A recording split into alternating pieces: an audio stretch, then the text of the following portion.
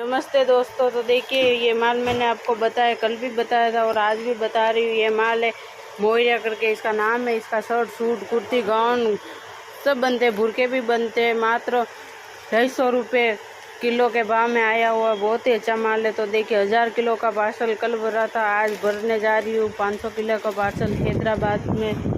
देखिए हैदराबाद का ऑर्डर है, 3 पार्सल लग रहे हैं, बाहर पड़े हुए हैं। देखिए ये मेरे हस्बैंड है, इन्होंने भी पसंद आया तो एक टी शर्ट बनवा लिया है। तो देखिए बहुत ही अच्छा माल है और बहुत ही जा रहा है। तो जल्द से जल्द कॉन्टैक्ट कीजिए और जल्द से जल्द ऑर्डर कीजिए। बहुत ही अच्छा माल आया हुआ है।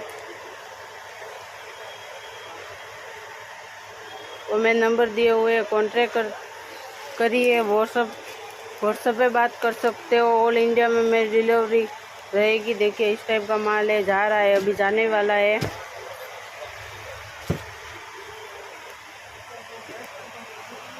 $500 किलो माल है, देख लीजिए।